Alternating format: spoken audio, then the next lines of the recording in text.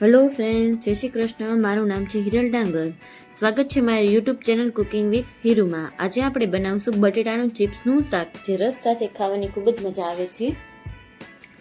મારી ચેનલને લાઇક કરજો, શેર કરજો, સબસ્ક્રાઇબ કરજો, બેલ આઇકન દબાવવાનું ના ભૂલતા, જેથી કરીને નવા વિડીયોની નોટિફિકેશન મળતી રહે.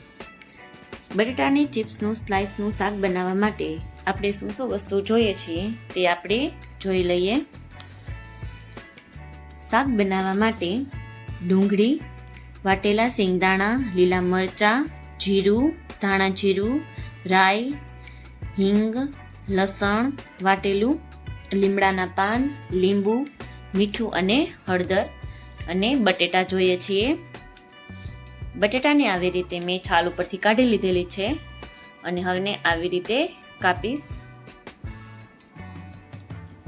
2 થી 3 ભાગમાં આવી રીતે આપણે બટેટાને કાપવાના છે.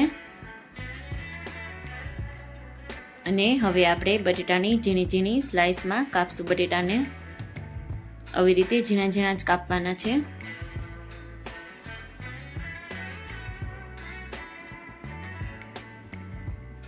બટેટાની અંદર આપણે પાણી કે એવું કંઈ નાખવાનું નથી, કે અત્યારે મેં પાણી નથી નાખેલું, કારણ કે મારે તરત જ બનાવવું છે. જો તમારે થોડી વાર રહીને બનાવવું હોય તો તમે આની અંદર પાણી એડ કરી શકો છો, જેથી કરીને બટેટું આપણું કાળું ન પડી જાય.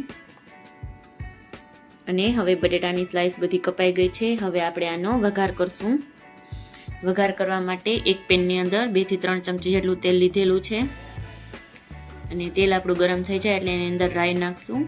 અને રાઈ થોડીક આપણી ફૂટી જાય એટલે હવે એની અંદર જીરું નાખશું. અને હવે એની અંદર વાટેલું લસણ એડ કરશું અને થોડી વાર હલાવશું, જેથી કરીને લસણ પણ આપણો સરસ ટેસ્ટ બેસી જાય. અને હવે આપણે એની અંદર લીલા મરચાં જે કાપેલા છે એ એડ કરશું. 2 થી 3 મરચાં લીધેલી છે ઝીણી, મેં એને આવી રીતે ઝીણી ઝીણી સમારી લીધેલી છે, નાખેલી છે. અને હવે ઉપરથી થોડીક હિંગ નાખશું.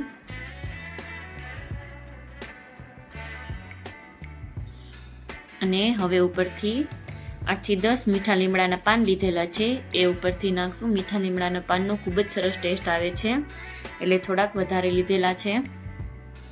અને પણ આપણે આવી રીતે હલાવી લેશું.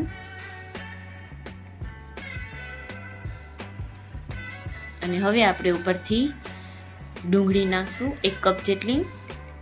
એને પણ આવી જ રીતે સ્લાઇસમાં કાપેલી છે. તમે ડુંગળી ના ખાતા હોય તો તમે સ્કીપ કરી શકો છો. લસણ ડુંગળી ના ખાતા હોય તો બંને સ્કીપ કરી શકો છો. અને તમે આ જગ્યાએ ટમેટાનો પણ ઉપયોગ કરી શકો છો. જો તમે ફરાળમાં ખાતા હોય તો તમે ટમેટાનો જ ઉપયોગ કરજો. ફરાળમાં પણ ખૂબ જ સરસ લાગે છે. થોડુંક મીઠું આપણે ઉપરથી નાખી દેશું. અને હવે હળદર એડ કરશું, 1/2 ચમચી જેટલી. અને થોડી વાર માટે આને આપણે આવી રીતે હલાવતા રહેશું.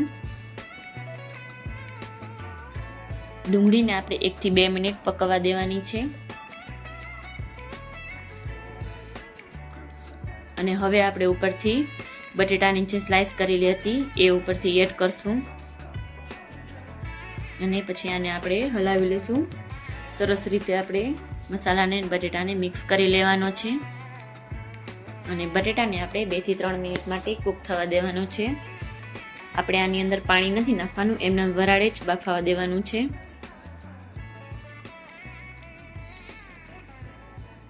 આવી રીતે હલાવતા રહેશું, જેથી કરીને મસાલો આપણો નીચે ના બેસી જાય. અને હવે ગેસની ફ્લેમ સ્લો કરીને 2 થી 3 મિનિટ માટે હું આને ઢાંકીને રાખું છું. 2 થી 3 મિનિટ થઈ ગઈ છે. અને હવે બટેટું સરસ રીતે ચડી ગયું છે. જો બટેટું ન ચડ્યું હોય તો તમે આને હજી 1 થી 2 મિનિટ રાખી શકો છો, કે જેથી કરીને બટેટું સરસ રીતે ચડી જાય. હવે આની અંદર ધાણા જીરું નાખશું,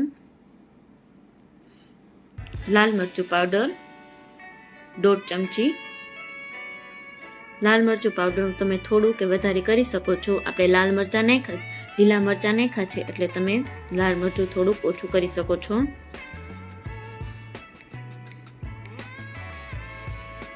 અને હવે આની અંદર વાટેલા સિંગદાણા નાખશું. અને સરસ રીતે આપણે હલાવી લેશું, જેથી કરીને સિંગદાણા પણ સરસ રીતે મિક્સ થઈ જાય. તમે જોઈ શકો છો કે આપણું શાક સરસ રીતે બની ગયું છે. અને હવે આપણે ગેસ બંધ કરીને શાકને આપણે નીચે ઉતારી લેશું. અને હવે આપણે શાકને એક બાઉલની અંદર કાઢી લેશું.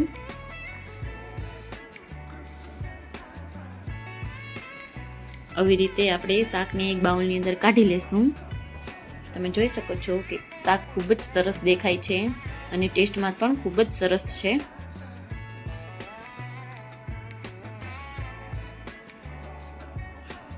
અને હવે ઉપરથી કોથમીર એડ કરશું.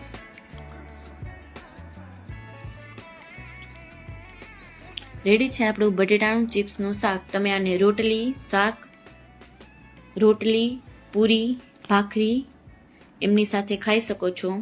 અને હું બટેટાના ચિપ્સનું શાકને રસ સાથે સર્વ કરું છું, જેથી કરીને ખૂબ જ સરસ ટેસ્ટ આવે છે. રસ અને બટેટાના શાકનું કોમ્બિનેશન ખૂબ જ સરસ હોય છે. તમે આને રોટલી, પૂરી ગમે ની હારે ખાઈ શકો છો. જો તમને મારો વિડીયો પસંદ આવતો હોય તો લાઈક કરજો, શેર કરજો, સબસ્ક્રાઈબ કરજો અને મારી યુટ્યુબ ચેનલને સબસ્ક્રાઈબ કરજો. Thank you.